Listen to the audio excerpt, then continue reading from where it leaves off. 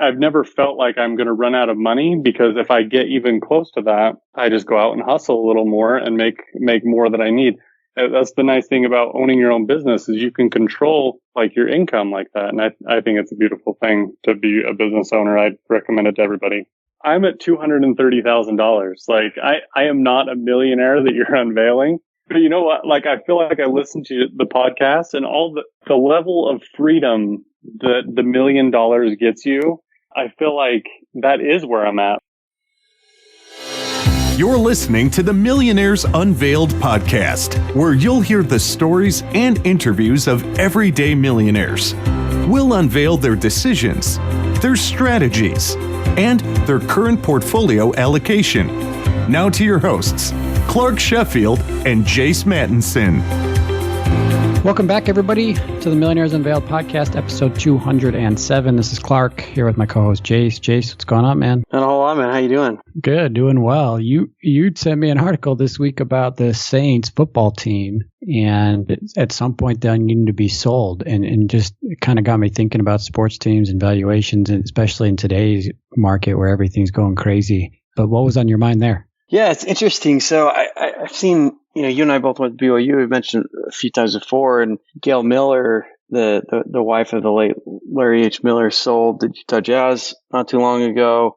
They recently sold a bunch of their dealerships, and now Gail Benson, who's the owner of the New Orleans Saints and also the Pelicans, things have been kind of kept pretty quiet about the plans of the future, and just recently all that kind of came to light, and basically what her plans are for the Saints and the Pelicans, and eventually they're going to sell upon her death, and all those proceeds are going to be donated to various charities in and around the city of New Orleans. And there's caveats that the teams need to stay in New Orleans and all these kinds of things. And they've, it's a very well thought out plan, and she's had a very influential role, in her family just in general, but I guess she has no heirs.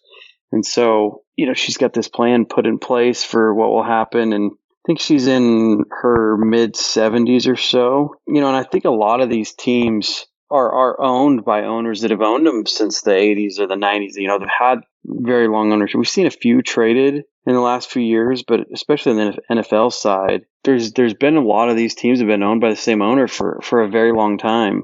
And I just love this quote from her. She said, in regard to this press release, I can't take it with me. God gives us gifts, and this is a gift. I'm a steward for this organization, and we help other people with it. My wish is to scatter all the good and gifts that God and Tom have given me to the city and community. So I thought that was super cool. We've talked a little bit lately on the podcast about giving and how people structure their giving and what they do or what they don't do and what's the plan. And here you go, somebody's worth, I don't know, a few $1 billion. Hey, you know what? It's all going to charity. And some of that maybe that she didn't have any heirs, and some of it that's just her individual wishes. Maybe that's some of her late husband Tom's wishes as well. But yeah, I just thought that was super cool. Yeah, it's really interesting. While you were talking about that, I Googled team average values in professional sports teams. And the NFL is by far worth more, it seems like. I mean, this is some study from Marquette University, so I don't know totally if it's accurate, but it says NFL is worth more, NBA is worth slightly more than Major League Baseball, or just about the same on those two. And then the NHL, on average, obviously, you have your anomalies on teams, Lakers, Cowboys, etc. But anyway, kind of interesting. But yeah, pretty good perspective from her, right? Being in such a situation like that. Totally. So just as a brief recap here from last week, we had Cecilia. She was a corporate employee turned small business owner. So now has a coaching development business, net worth of 1.5. This week we have Brandon. He's a window washer and has a window washing business. So net worth without the business counted is about $250,000. And then obviously more on top of that with the business. So just an interesting perspective from him. He has some in retirement accounts, some real estate, and the rest in cash. Quick ask for our listeners. In the show notes of today's episode, there'll be a survey link. We're trying to understand who's listening to the show, help us understand kind of who to cater to, what our demographic is. So it's just a few brief questions, just a handful. It'll take you about 30 seconds to a minute to complete. So we just kindly ask if you could fill out that link it would help us grow the show and just try to figure out who our listener base is. That's hard to get otherwise in terms of who's downloading and listening. So that's in the show notes on any platform you listen to. Just hit that link. It'll be a Google Doc and just fill that out. It should just take 30 seconds. So thanks again for listening. Thanks for tuning in with us. And without any further delay, let's get into this week's interview with Brandon. Brandon, do you want to just give us a little about your background and what you're up to now? Yeah, so I'm a window washer. I've owned my own business for about 20 years, and I just started when I was like 11, and I've just slowly grown my business. You know, as an 11-year-old, you're not doing that much, but you know, my business has been able to grow with me, and I've just been able to have quite a good lifestyle with my business and make as much money as I need to, but not ruin the lifestyle that I want to build, even with my business as I've grown it. So I've washed windows for about 20 years. I've got some side incomes that happen, but mostly it's just the window washing. So that's me in a nutshell. That's awesome, man. So window washing, are you doing commercial jobs or residential or both? My joke that I tell everybody is that I'm way too personable to do commercial work. So I love being with people. I love talking to the customers. So a lot of times I just do residential. Obviously, we've done it all. We've done even high rises and things like that, or, you know, as high rises we get around here, like 5 stories. But yeah, I mostly do residential because I love it. Yeah, the 5-story, I mean, the high rise or whatever you want to call it, I mean, that can get pretty sketchy, right? You got to have like a lot of equipment for that kind of stuff, right? Yeah, we were rappelling off of one of the university buildings, and it gets a little crazy. You've got to have backups for your backups, and you got to do it all right and safe, but you know, it's a little fun too to push those boundaries. But yeah. I bet you get a little rush. Yeah, it does. It's a little too much of a rush sometimes. You go off the edge of that building and you're like, you look down for even a second and your heart rate's up and you're focused. Yeah, that's wild. So what's your net worth today? So for Millionaires Unveiled, I decided it was 0.23 million. So I have a net worth of $230,000. And how is that broken up?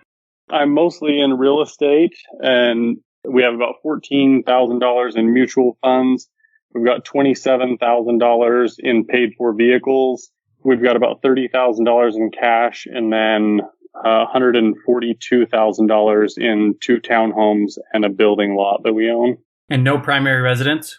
One of the townhomes is a primary residence for now. Okay, and then the other one's a rental? One's a rental and one's our primary residence, and then we're going to build on that building lot over the next year or two, and then rent out the 2 townhomes and live in the new house. Nice. That's awesome, man. And I'm assuming you're collecting rent on the other one? Yeah.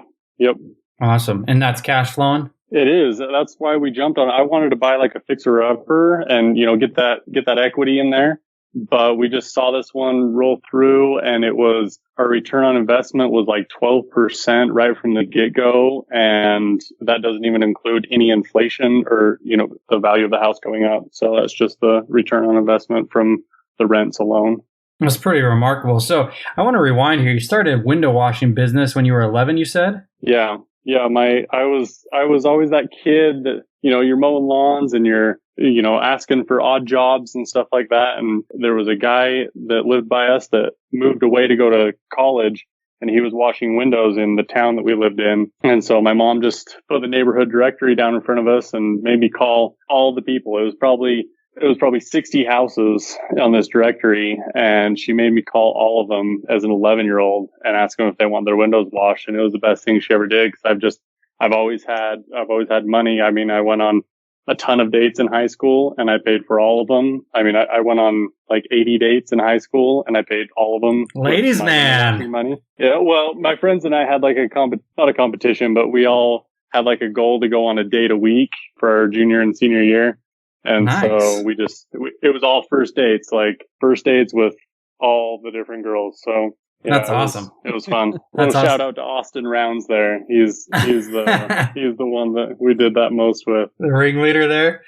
That's awesome. So over the years, I'm assuming you've grown this business. What was it like when you were 11? I mean, what was your revenue like? Do you even remember? Yeah, I mean, when I was 11, I remember I probably did 7 or 8 houses that year. I mean, it was probably $2,000 for the whole year. But I mean, at 11, that's killing it. And so that's the nice thing about my business that I've had is, I can start that little and then be able to grow it to whatever I need. That's the beauty of, I've never felt like I'm going to run out of money, because if I get even close to that, I just go out and hustle a little more and make more that I need. That's the nice thing about owning your own business is you can control like your income like that. And I think it's a beautiful thing to be a business owner. I'd recommend it to everybody. So over the last, let's just say 5 years, what has been the evolution of your business? Yeah, it's been a little crazy because I definitely hit a point about 6 or 7 years ago where I was definitely capped out at like I was working as much as I could and I still wasn't making the money that I wanted to be making. And so I had to embrace that point where you have to have employees. And that was a hard jump. Like for anybody that's out there that's like self-employed and they're just doing it on their own, have somebody coach you with employees, because everything you need to know to start with employees and do it all right with the paperwork and making sure they're all legit and paying the taxes on it. It's a lot. And so that hurdle took me about 3 years to overcome and set the incentives right and do all the paperwork right. And so over the last few years, it's been find systems that employees can take care of, find ways of making it just work for them so that the work can just happen. And yeah, employees have been the name of the game for the last 5 years or so. And it's been hard, but I've been able to grow my business to double what it was or triple what it was 5 years ago because of employees. I couldn't have got there without it. Yeah, totally. So how many employees do you have now then? I vary from about 5 to 10, depending on the season. Obviously with window washing, we're seasonal, but then in the winter time, where I live, it gets super cold. And so we don't wash windows from, about November to the end of February. And so it's seasonal, but we go from, 5 to 10 employees. And during the wintertime, are you just playing, relaxing, working to get jobs for the next season, or what kind of takes place during the winter months? I wish I was, I've got a window washer, kind of a mentor that he has kind of gone down the same road that I'm going down, and he hit the point where he would have fun during the winter time, but I'm not that person yet.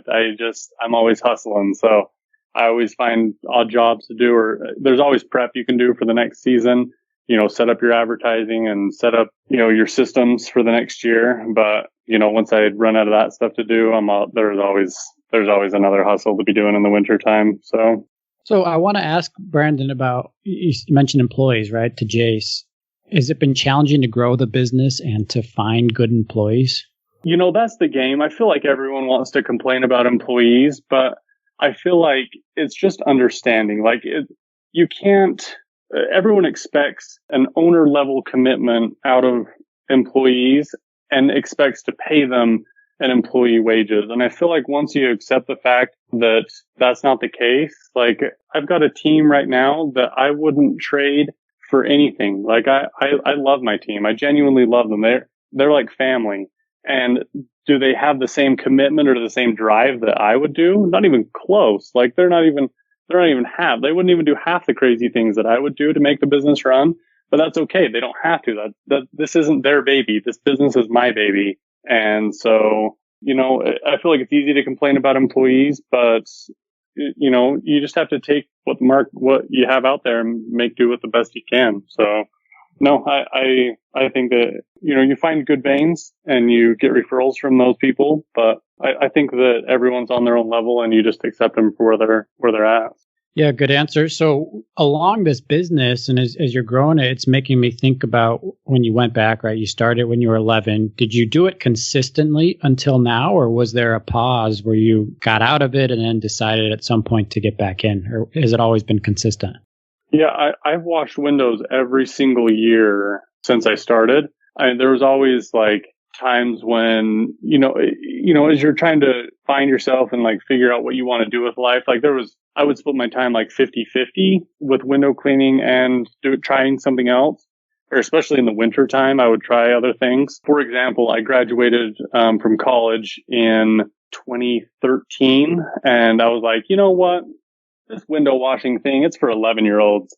I'm going to try a big kid job. And so I just watched for about a year and looked for like a job that I could replace window washing with. And I found a job that I felt was good for my skill set. It was insurance auditing, which in hindsight, and when I say that, it sounds terrible because it is. But I split my time 50-50 for about 2 years with insurance auditing and window cleaning. And man, big kid jobs are just so overrated. Like I never made as much money doing it, and I never even got close to enjoying it as much as I do window cleaning. Like, and that's the thing that I've committed to now is like, I genuinely love my job, and I don't make as much as I could be making with some other jobs, I think, but I love it. I love window cleaning, and I love the lifestyle, and I love like everything about the system that I have, that I don't think I'll ever leave window cleaning or what I have going on. So I've found a groove, and I love it. Yeah, that was going to be my next question, right? Is you did go to college, you graduated, right? And then at what point did you say, okay, this is what I want to pursue, or, I'm going to go back and do something different? So I was just curious on that. So let's talk about lifestyle. You mentioned lifestyle. What is your lifestyle? How many hours a week do you work? Do you have flexibility on your time? Obviously, you value that, right? As you just mentioned.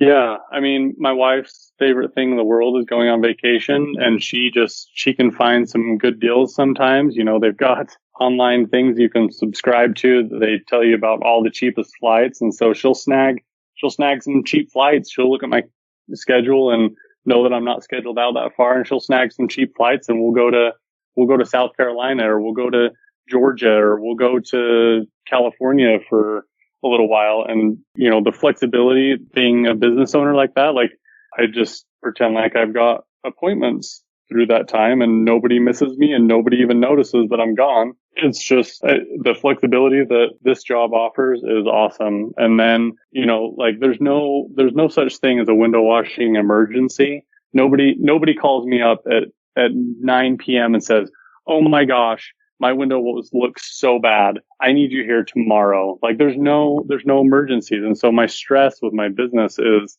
very reasonable. Like I'm not saying there's no stress, but I'm not sweating bullets about, am I going to be able to get everything I need to get done in the next day? So the lifestyle I have with it is awesome. I love it. Yeah. So I think just going off that, I think it's a good time to bring in the story we talked about right before we started recording, the fisherman and the banker.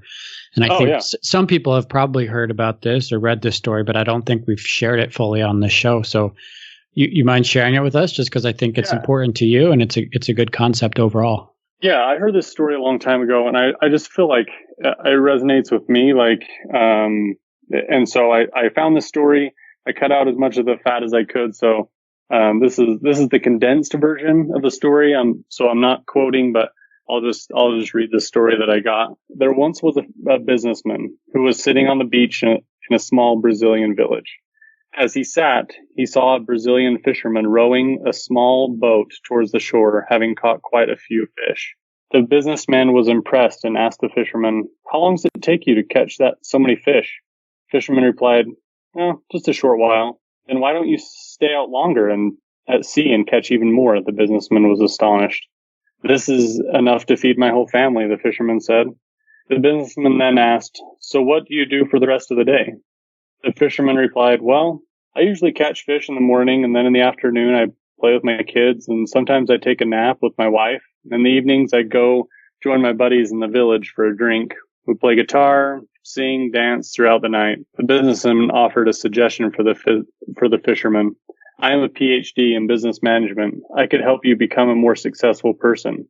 From now on, you should spend more time at sea, try to catch as many fish as possible. When you have saved enough money, you could buy a bigger boat and have a team to catch the fish. Soon you'll be able to afford even more boats, set up your own company, and have your own production plant for canned food and a distribution network. By then, you'll have moved out of this village to Sao Paulo, where you can set up headquarters to manage your other branches." The fisherman casually asked, "And after that?" The businessman laughs heartily. "You'll be rich and retire." The fisherman continues, "And after that?" The businessman says, I don't know, maybe you'll find a nice spot by the beach to live and maybe play with your grandkids and take naps whenever you want because you're old and tired. In the evenings, you could go hang out with all your friends and have drinks and sing the night away. And of course, the fisherman looks at the man puzzled. Isn't that what I'm doing now? And I feel like that really is like my story. Like, I feel like you look at that person that's retiring, you're like, what are you going to do with your life now? And I'm like, I'm doing all the things I want to do. Like, I go talk to all my friends that are my customers. Like, I check in with all my friends a couple times a year. I get the instant gratification from cleaning a window. And when you get done with the cleaning a window and it looks good, like, I get like this nice endorphin rush and I'm addicted to it. I love it. And I have no stress. And then I play with my kids. Like, I just can't imagine how I would want to live my life any differently. And I know that I'm on track to retire well still, even though I don't pay myself as much as I could if I worked harder. But this lifestyle I have is exactly what that fisherman has. Like, it's exactly what I want for the rest of my life. Yeah. So, I mean, first of all, thanks for sharing. I think it's an interesting story overall. And there's different twists on it. I've heard it with like an investment banker, and he's trying to convince the fisherman to like have his own distribution channel and processing plant, right? And all. Anyway, but it's a good concept overall, and it's valuing time, right? In a sense, and saying, look, why put in the long hours and take all the time and do all this when I can be doing exactly what I'm going to be doing in retirement right now, right? Yeah. If that's what I'm doing. So I want to dive into your mindset a little bit on that. How do you find that balance between time and money, right? I mean, what is it? So you say, okay, I'm at 60,000. Isn't there a part of you that wants to be at 100? Isn't there a part of you that wants to be at 200? I mean, especially with a growing business, right? At what point do you say, okay, this is where I want to get the business to, and this is how many hours I work? It's so funny. I feel like that plays in exactly to why I even called in. Because I'm like, I'm at $230,000. Like, I am not a millionaire that you're unveiling. But you know what? Like, I feel like I listened to the podcast and all the level of freedom that the $1 million gets you. I feel like that is where I'm at. Like, the state of mind that comes with the having your life planned out like that and knowing that you don't have to stress about things. Like, I do have a net worth of $230,000. And if I needed, like, if COVID all of a sudden hit where I live super hard and I couldn't work for the next year, I'm literally still okay because we have all the things we need to in place. Like, even from like food storage and insurances and things like that, like, I just don't have to worry about all the things that would come up. And so I feel like I really am at that millionaire state of mind where I don't have to worry about things as much anymore. Like I've planned out all the contingencies for where life could go bad, and I feel good. I feel good with where we're at. So net worth 230 you mentioned, right? Obviously you're fairly young, you have young kids, and so I think we're happy you came on because it's fun to share your story and see where you're at, and then we'll kind of track you, I think, going forward. So yeah, how much do you guys save a year? I don't think I've said this yet, but I only take $50,000 out of my business each year. Sometimes my business is more than that, but I just keep it in there and buy bigger, more equipment, or I do things with it. And so I've only paid myself $50,000 for the last 3 or 4 years. And of that, we were probably investing 10 of it. I think we live off of, so our budget has been $3,500 a month for the last 4 or 5 years, and we've just kept it at that. And then we've got taxes on top of that. I'm jumbling the math here, but off of my guess, I would guess that we've been investing about $10,000 a year for the last 5 years. Before that, a little bit here and there, but not much. So. Awesome. Well, good for you guys. And while you were doing that, I just plugged into this time value of money calculator. So you have a net worth of about 230, and you said you're saving about 10,000 a year, right? So if you were to save 10,000 a year, I just put a very conservative, I think what is conservative, 6% for the next 20 years, you'll get to 1.1. So you're well on your way, right? Yeah. And you'll certainly hit there. And then maybe our plan is to be at about 2 when we retire, because that's our plan. we're being a little more conservative while we've got little kids, and the kids actually like spending time with us. Later on in life, I feel like we'll probably have a little more time. I like that little subtle dig there. Yeah. Well, I don't even know. I don't know your kids' age, but it's just. I think that we'll have more time to invest even a little bit more. I think at one point. Is early retirement an option? Or I mean, you mentioned you like it, you enjoy what you're doing, so maybe not. But are you guys looking to switch gears or move somewhere else, or early retirement, or not so much? Yeah, literally. If we get ahead of our money, what I'm going to do is I'm just going to hire a manager for my business, and I'm literally just going to go keep washing windows. I just won't have to deal with sales and the taxes and payroll and all those things that go with it. I will just go out and wash windows every day. It's healthy, it's active, it's fun for me, and I go to talk to all my friends. So if we get ahead of the money and we're in a better spot, that's my plan. Is I'll just hire somebody to manage the back end, and I'll just be a window washer the rest of my life.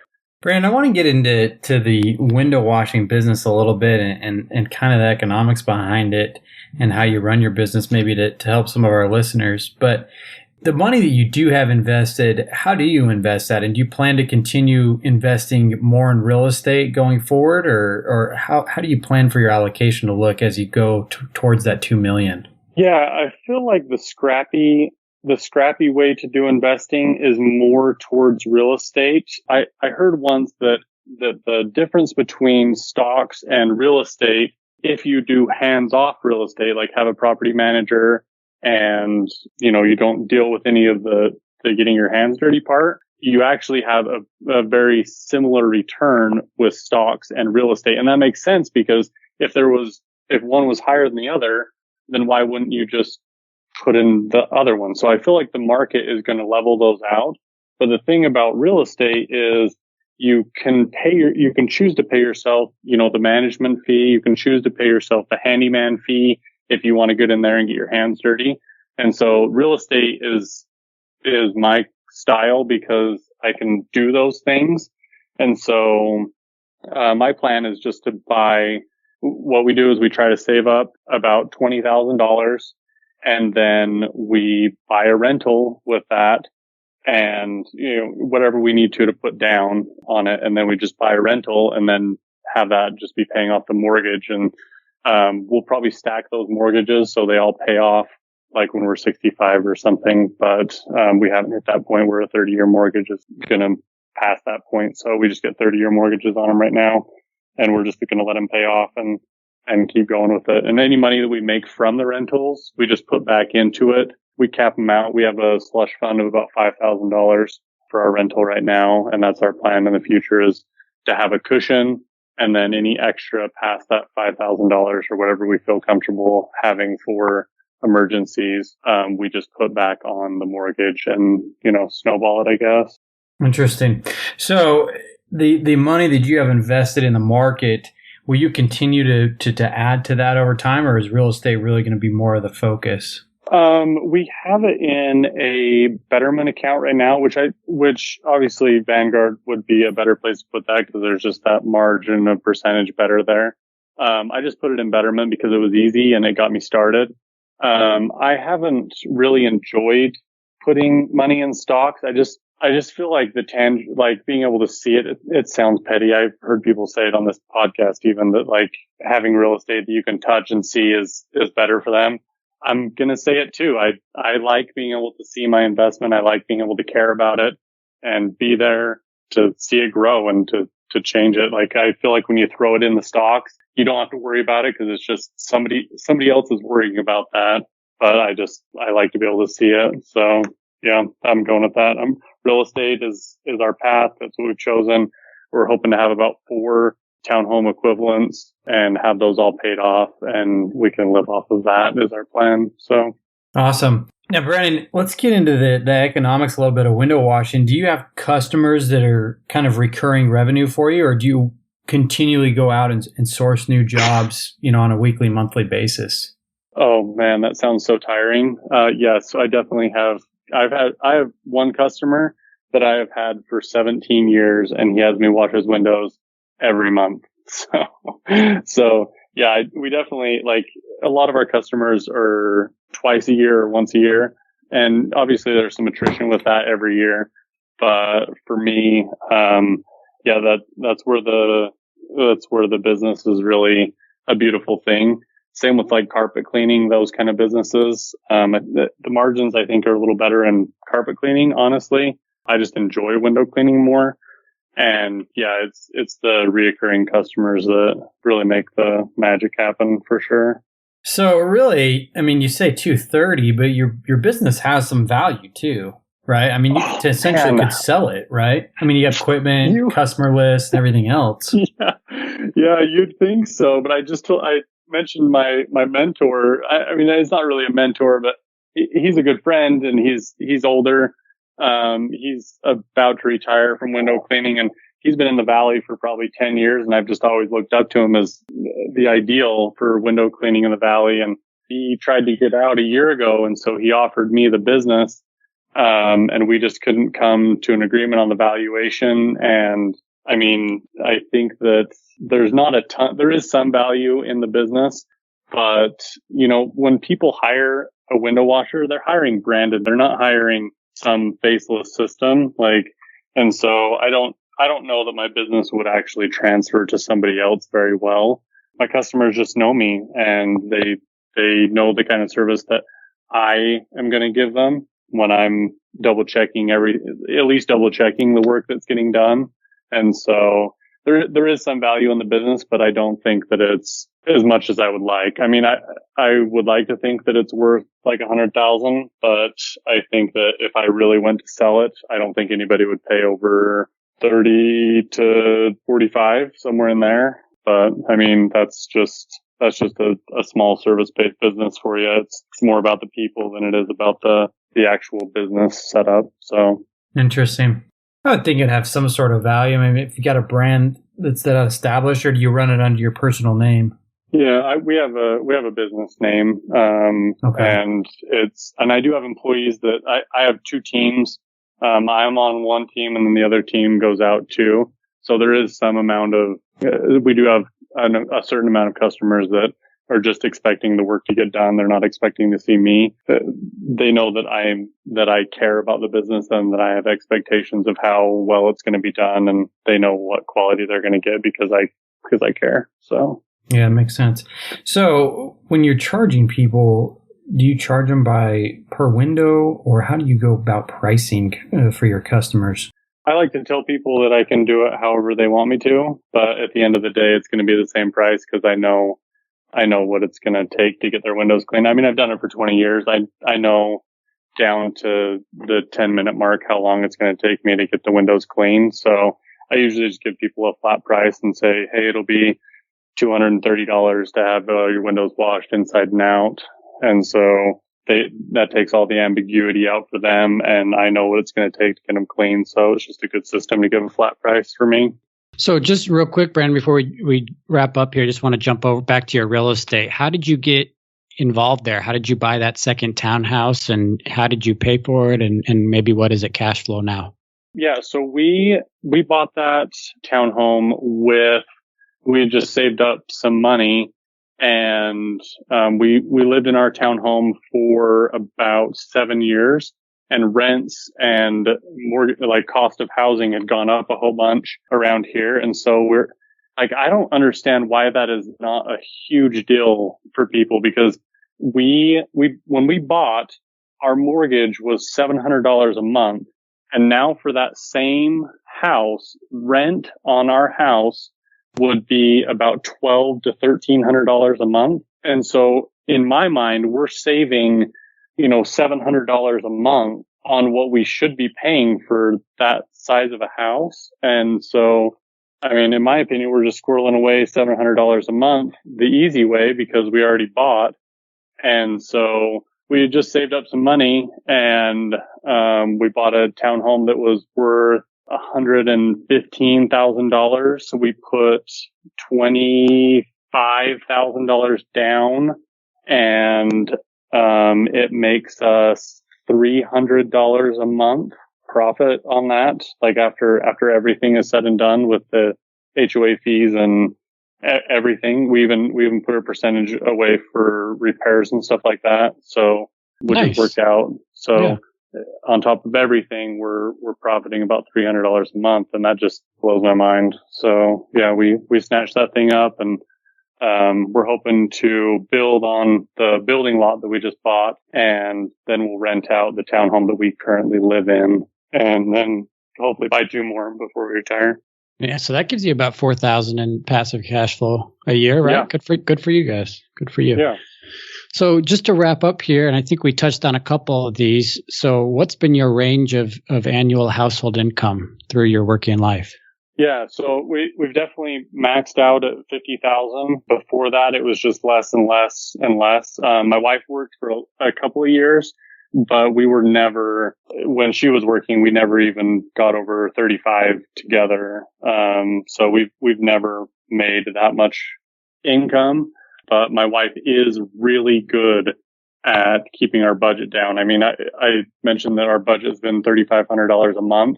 I looked up our cost of living where we live, and our cost of living is 45%. I can't remember how that works, and so we don't live in like a super low cost of living area. It's not like we're, making it that way. Like my wife's just scrappy and she's awesome. And so we've been able to make that $50,000 go a long way, investing $10,000 or so every year and then living off of the rest of it. And so it's less than 50,000 in short. Yeah. Good for you. And so, and you mentioned you spend about 42K. So just in closing here, I mean, what's your advice on how to go? I mean, obviously you've been successful. You're young. You have kids at home, right? You're going to become a millionaire here shortly. What's your advice? And maybe just hit on budgeting, because I know that's a big thing for you guys and something that we didn't really touch on in the interview. Yeah. I do care a lot about budgeting. I feel like the nice thing, the point that we have hit in my marriage with our money, it's a beautiful thing because we have never fought over money even one time. And that is like, if you don't get anything else from my talk here, like that is the thing is, we have never fought over money because we budget. And when we can look forward and look at all the expenses and have like money set away that we aren't worried about immediate emergencies, like you can make plans and you can set goals and you can move forward with your life and like really fight together for something rather than fighting each other like, oh, you wanted to buy this thing. Oh, you wanted to buy that thing. And I was just going to say that how we started was, we started by me just tracking. So like every so often I would just pull our bank register and see what we spent money on. And then after like 6 months of that, we put it in a budget and we were like, hey, this is what we already spend money on. So that's our budget. And then over the next 6 months, we're like, well, we spend kind of a lot on eating out. Let's just cut that out. And we'll put it towards something we actually care about. Cause guys, if you look at how much we spend on eating out, it's ridiculous. And so we tracked it first and then we decided to nudge it. And through that process, like we've just hit a spot where we love our budget. I know that I can make that much. We know that we're going to spend less than that. And we just never fight about money. It's awesome. Awesome. Well, good for you. And thanks for coming on. We really appreciate you sharing. I think your story will resonate with a lot of people. So appreciate it. And everybody, again, that's Brandon, net worth of 230, entrepreneur with a window washing business. So thanks again for coming on tonight. Yeah. Thanks, guys. I appreciate all the work you do. You guys are awesome. Thanks, Brandon. Thanks for listening to the Millionaires Unveiled podcast with Clark Sheffield and Chase Mattinson. For more stories, investment opportunities, and information, check out our website at millionairesunveiled.com. See you next time when you'll hear from another everyday millionaire.